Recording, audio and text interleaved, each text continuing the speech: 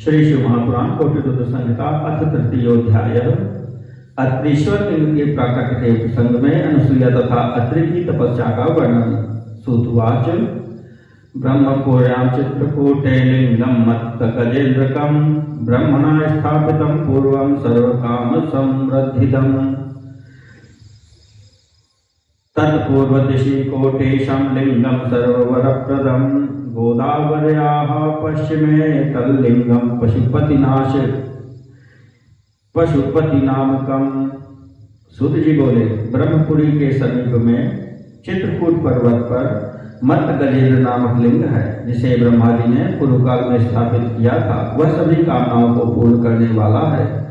उसके पूर्व में सभी प्रकार के वरों को देने वाला कोटीश्वर नामक लिंग है। गोदावरी नदी के पश्चिम की ओर पशुपति नामक लिंग है।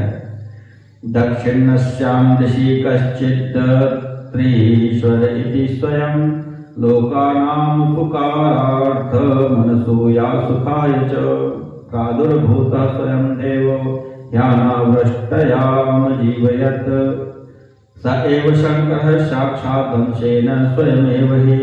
दक्षिण दिशा में कोई अत्रीश्वर नामक लिंग है, जिसके रूप में लोक कल्याण के लिए एवं अनुसूया को सुख देने हेतु साक्षात शिव जी ने अपने अंश से स्वयं प्रकट होकर अनावृष्टि होने पर मरणासन्न समस्त प्राणियों को जीवन दान दिया था। विषय सूत सूत महाभाग कथमत्रीश्वरो हरः उत्पन्नः परमो दिव्यस्तत्तं कथय सूरत।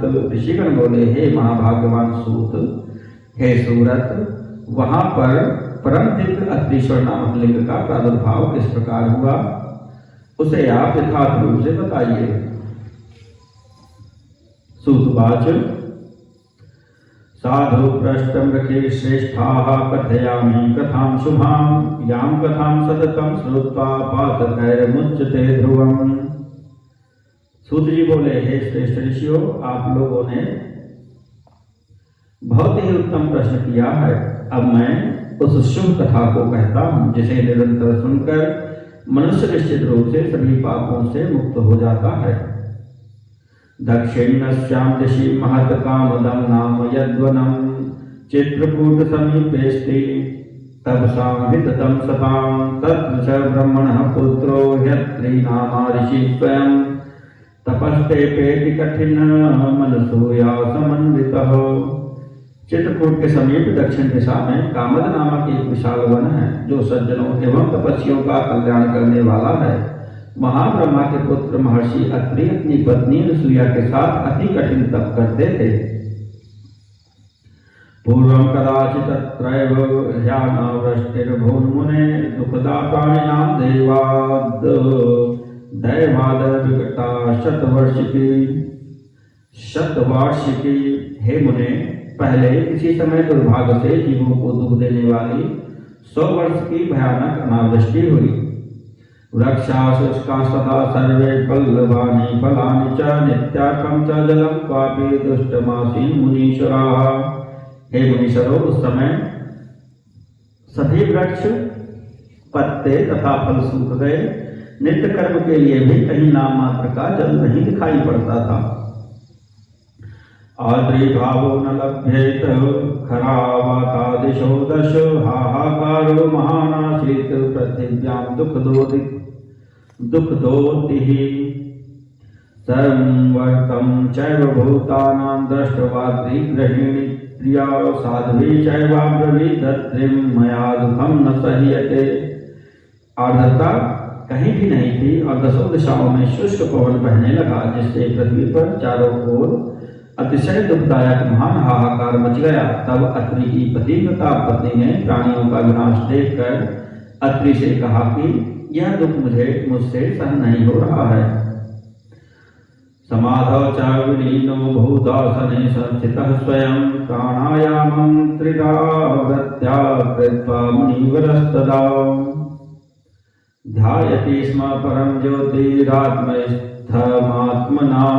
च सह अत्र मुनिवरो ज्ञानी शंकरं निर्विकारकम्। तब वे मुनिवर अत्रि स्वयं आसन पर स्थित हो 3 बार प्राणायाम कर समाधि में लीन हो गए। इस प्रकार वे ज्ञानी मुनि श्रेष्ठ अत्रि आत्मा में स्थित निर्विकार शिव स्वरूप परम ज्योति का ध्यान करने लगे। स्वामिनी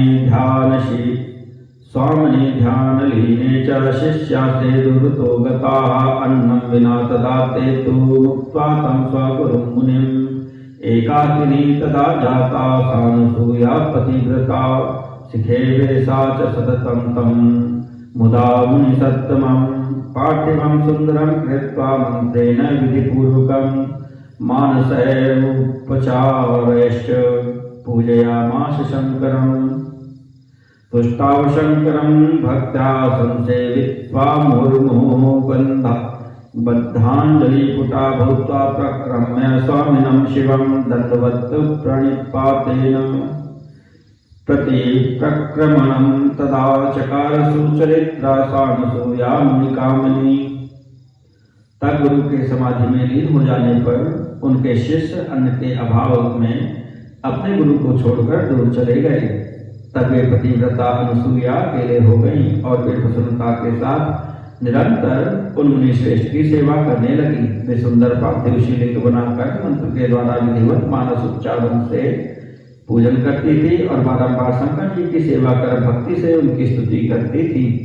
हाथ जोड़कर स्वामी सदाशिव की प्रदक्षिणा कर सुंदर चरित्र वाली वे मुनि पत्नी अनुसूया प्रत्येक परिक्रमा में दंडवत प्रणाम करती थी। दैत्याश दानवाः सर्वे दुष्टवा तु सुंदरीं तदा बिह्वलाश्चाभवन् तत्र तेजसा दूरतः स्थिताः अग्निं दृष्ट्वा यथा दूरे वर्तन्ते तद्वदेव हि तथैनां च तदा दृष्ट्वा नायान्ति समीपगाः। उस समय उन शोभाशालिनी अनुसूया को देखकर संपूर्ण दैत्य एवं दानव वहां घबरा गए और उनके तेज के कारण दूर खड़े हो गए। जिस प्रकार अग्नि को देखकर लोग दूर होते हैं, उसी प्रकार उनको देखकर लोग समीप में नहीं आते थे। अत्रेश तपसश्चैवानसूया शिव सेवनम विशिष्यते स्म विप्रेन्द्रा मनोवाक्काय संस्मृकृतम् तावत्कालं तु सा देवी परिचर्यां चकारः यावत्कालं मुनिवरः प्राणायामपरायणः तौ दम्पती तदा तत्र स्वस्वकार्यपरायणौ संस्थितौ मुनिशार्दूल नान्यः कश्चित् परः स्थितः। एवं जाते तदा काले हत्रेश्च ऋषिसत्तमः ध्याने च परमे लीनो नाव्यबुध्यत् किंचन। हे विप्रेन्द्रों, अत्रि की तपस्या की अपेक्षा अनुसूया द्वारा मन वाणी एवं कर्म से किया गया शिव सेवन विशिष्ट था। इस प्रकार जब तक मुनिवर अत्रि प्राणायाम परायण होकर समाधि में लीन गए तब तक वे देवी उनकी सेवा करती रहीं। हे मुनिवर, इस प्रकार वे दोनों पति पत्नी अपने अपने कार्य में परायण होकर स्थित रहे, वहां कोई अन्य स्थित न रहा। चिरकाल व्यतीत हो जाने पर भी इस प्रकार ध्यान में मग्न ऋषि श्रेष्ठ अत्रि को किसी वस्तु का भान न रहा। अनुसूया पिसा साध्वी स्वामिनं वै शिवं तथा भेजे नान्यत् परं किंचित् जानीते स्म च सा सती तस्यैव तपसा सर्वे तस्याश्च भजनेन च देवाश्च ऋषयश्चैव गंगाद्याः सरितस्तथा। दर्शनार्थं तयोः सर्वाः परप्रीत्या समाययोः दृष्ट्वा च तत्तपः सेवां विस्मयं परमं ययोः। पतिव्रता अनुसूया भी अपने पति अत्रि तथा अपने इष्टदेव सदाशिव की सेवा करने लगी और उन सती को भी किसी अन्य वस्तु का ज्ञान न रहा। तब उन अत्रि की तपस्या तथा अनुसूया के शिवाराधन से प्रसन्न होकर संपूर्ण देवता, ऋषिगण तथा गंगा आदि सभी नदियां ये सभी उन दोनों का दर्शन करने के लिए प्रेम पूर्वक वहां आए। अत्रि की तपश्चर्या एवं अनुसूया की सेवा देखकर वे बड़े आश्चर्य में पड़ गए। तयोस्तद्भुतं दृष्ट्वा समूचुर्भजनं वरम् उभयो किं विशिष्टं च तपसो भजनस्य च अत्रेश्चैव तपः प्रोक्तमनुसूयानुसेवनम् तत्सर्वं उभयोर्दृष्ट्वा समूचुर्भजनं वरम् पूर्वैश्च ऋषिभिश्चैव दुष्करं तु तपः कृतम् एतादृशं तु केनापि कृतं नैतद्ब्रुवन् धन्योऽयं च मुनिर्धन्या तथेयं मनसूयिका यथैताभ्यां परं प्रीत्या क्रियते सुतपः पुनः एतादृशं शुभं च तत्तपो दुष्कर्मुत्तमं त्रैलोक्यां क्रियते केन साम्प्रतं ज्ञायते नहि। उन दोनों के अद्भुत तथा उत्तम सेवा भाव को देखकर वे कहने लगे कि अत्रि का तप तथा अनुसूया की आराधना, इन दोनों में कौन श्रेष्ठ है। इसके बाद उन दोनों को देखकर उन्होंने कहा कि भजन श्रेष्ठ है। पूर्वकालीन ऋषियों ने भी दुष्कर तप किया था, किंतु ऐसा कठिन तप किसी ने कभी भी नहीं किया, ऐसा उन्होंने कहा। ये अत्रि धन्य है और ये अनुसूया भी धन्य है, जो कि ये दोनों प्रेम पूर्वक घोर तपस्या कर रहे हैं। त्रिलोकी में इस प्रकार का शुभ उत्तम तथा कठिन तप किसी ने किया हो, यह बात इस समय तक जानी नहीं जा सकी है। तयोरेव प्रशंसां च कृत्वा ते तु यथागतं गतास्ते च तदा तत्र गंगां च गिरिशं विना गंगामत भजन प्रीत्या साध्वी धर्मविमोहिता कृत्वोपकारमेतस्यागमिष्यामीत्युवाच सा। इस प्रकार उनकी प्रशंसा कर वे जैसे आए थे वैसे ही अपने अपने स्थान को चले गए, परंतु गंगा जी और शिव जी वहीं पर स्थित रहे। गंगा तो साध्वी अनुसूया के पातिव्रत धर्म तथा उनकी सेवा से मुक्त होकर वहीं रह गई। गंगा ने कहा कि मैं अनुसूया का उपकार करके ही जाऊंगी। शिवोपि ध्यान संबद्धो मुनेरतिर्मुनीश्वराः पूर्णाचेन स्थितस्तत्र कैलासं न जगामः।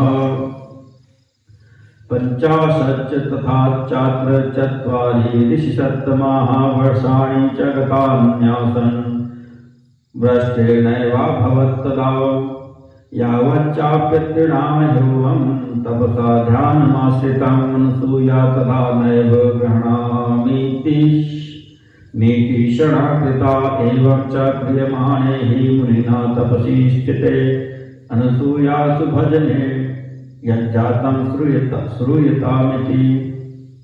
हे मुनीश्वरों, शिव जी भी महर्षि अत्रि के ध्यान से बंधे रहने के कारण पूर्णांश से वहीं स्थित हो गए और कैलाश नहीं गए।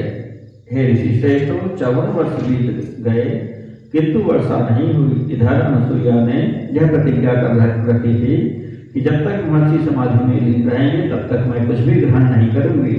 इस प्रकार हे महर्षियों, मुनि के द्वारा की जाती हुई तपस्या में स्थित रहने और अनुसूया के शिव भजन में तत्पर रहने के कारण जो कुछ हुआ उसे आप लोग सुने।